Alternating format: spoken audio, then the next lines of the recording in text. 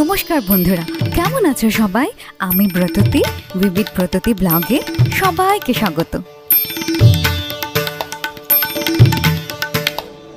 বেশ অনেক দিন পরে একটা হালকা শীতের ফুরফুরে মেজাজের একটা ছুটির দিন পেলাম, তাই সব পরিবারে প্ল্যান করে হঠাৎই বেরিয়ে পড়লাম আজকে একটা রেস্টুরেন্টে লাঞ্চের জন্য।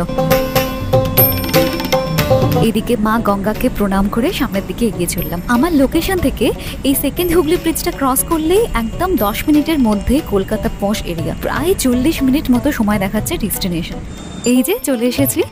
ফিল্ম জগতের গুরুদেব সত্যজিৎ রায়ের বিখ্যাত সিনেমার ওপর এই ভূতের রাজা দিল বর এই থিমটা বেস করে এই রেস্টুরেন্ট তৈরি হয়েছে। বাঙালির প্রিয় সেই ভূতের রাজা আর তার দেওয়া সেই 3টি বর, আমরা সবাই যেন মনে প্রাণে চাই সেই 3টি বর বেশ আমরাও পেতাম সবাই। ভেতরে ঢুকতেই সামনে ভূতের রাজার একটা এত সুন্দর মূর্তি, আর চারিদিকে সাজানো রয়েছে ভূতের রাজার সেই বাঁশবাগানের গাছ ছমছমে নানান রকমের সেই কত রকমের যে ভূত চারিদিকে সাজানো, ওপর থেকে নিচ পর্যন্ত সাজানো।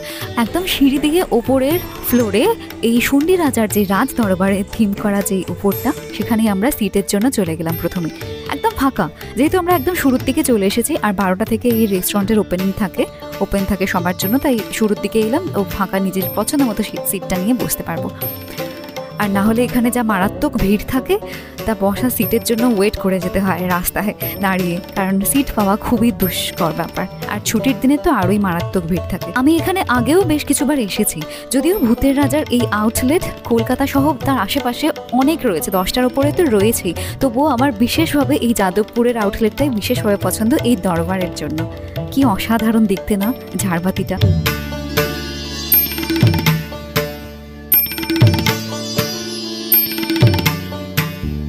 একে তো এক অসাধারণ একটা থিমের উপর বেস করে এই চারিদিকটা সাজানো, তার সাথে শুন্ডির রাজার রাজদরবারের শুন্ডির রাজার একটা মূর্তি রাখা আছে, আর সাথে চলছে নানান রকমের ভারতীয় শাস্ত্রীয় সঙ্গীত সেখানে পরিবেশন করা হচ্ছে। চারিদিকে তানপুরা বাজছে, সিতার বাজছে, শরৎ বাজছে, মানে কি সুন্দর যে মুগ্ধ করা যে পরিবেশ। এইদিকে আবার দরজার ঠিক পাশেই একটা চারকোল পেন্টিং রয়েছে, গুপি আর বাঘার তারা রাজদরবারে যখন রাজাকে গান পরিবেশন করছিল।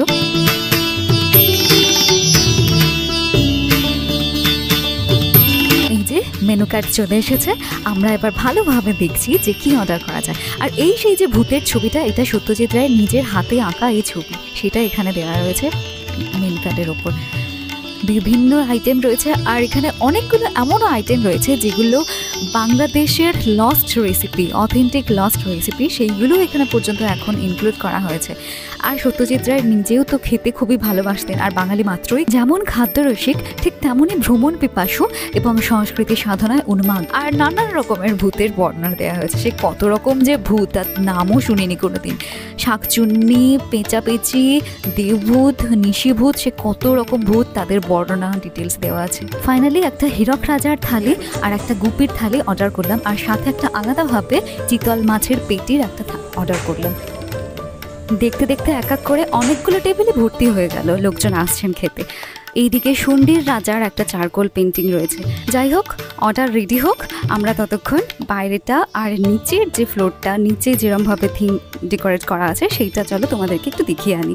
এখানে যতজন মানুষে এখানে এসেছেন, পায়ের ধুলো দিয়ে গেছেন, সবার এখানে ফটোগ্রাফি রয়েছে। কত বিখ্যাত বিখ্যাত অভিনেতা থেকে শুরু করে কতজন মানুষ এখানে এসেছেন, তাদের সমস্ত ছবি দেওয়া আছে। প্রায় 19-20 বছর মতো হয়ে গেল এই রেস্টুরেন্টের। শুধু এটা নয়, এর সাথে তো বিভিন্ন আউটলেট রয়েছে।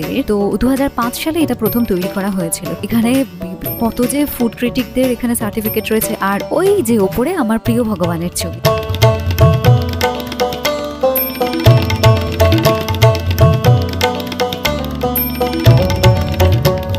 এটা হলো সেই গুপি গায়েন বাঘা বাইন সিনেমার প্রথম সিনেমার যে বাঁশবাগানের যে ভূতের রাজার যে বাসস্থান, সেইটার ওপর বেস করে এই নিচের ফ্লোরের থিমটা করা হয়েছে। একদম বাঁশবাগানের মতো সাজানো হয়েছে। আর এই হলো বাঙালির অতি প্রিয় দুটি মুখ, গুপি গায়েন আর বাঘা বাইন।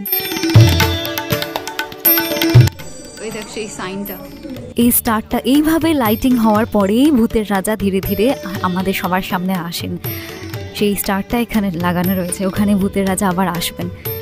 দেখা যাক ভূতের রাজা আসেন কিনা, দেখি, ওয়েট করি। চারিদিকটা খুঁজে বেড়াচ্ছি, কোথাও খুঁজে পাচ্ছি না ভূতের রাজাকে। এই যে পেয়ে গেছি, একদম অরিজিনাল ভূতের রাজা, একদম আমাদের সামনে উনি দেখা দিয়েছেন, সেই স্টারটা থেকে বেরিয়ে এসেছেন। ফাইনালি আমরা হাতে হাতে তালি দিয়ে, ঠিক গুপি পাখার মতো হাতে তালি দিয়ে আমরা ভূতের রাজার আশীর্বাদে আমাদের থালি পেয়ে গেলাম দুটো, একটা হীরক রাজার থালি আর একটা গুপির থালি, আর এইটা চিতল মাছের পেটি।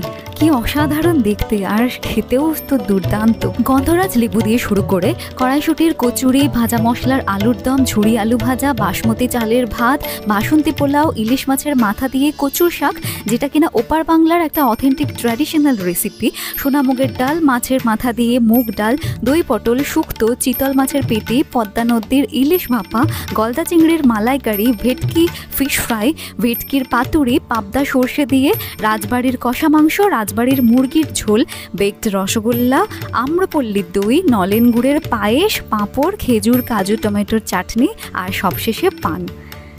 ও এত বড় এতগুলো খাবার, প্রায় 25টা মতো খাবারের পদ আমাদের নেওয়া হয়েছে। এই যে এখন এই মুহূর্তে প্রায় প্রত্যেকটা টেবিলে ভর্তি, কোনোটাই এখন খালি নেই।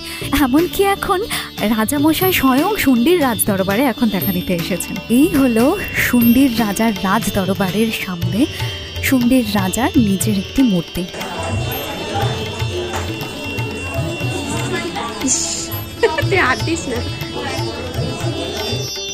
আর এইদিকে সিঁড়ির দেওয়াল জুড়ে সাজানো রয়েছে কত বিখ্যাত মানুষের ছবি। এখানে সত্যজিৎ রায়ের নিজের একমাত্র সন্তানের ছবি থেকে এখানে কত বাঙালির অভিনেতা থেকে শুরু করে কত পলিটিশিয়ান, অনেক জনের ছবি এখানে পুরো দেওয়াল জুড়ে রয়েছে। সত্যি এত সুন্দর খাবারের স্বাদ আর এত সুন্দর চারিদিকে ডেকোরেশন, সত্যজিৎ রায় নিজে যদি বেঁচে থাকতেন তাহলে তিনি এসেও মুগ্ধ হয়ে যেতেন। খাবারের স্বাদ তো এত অসাধারণ।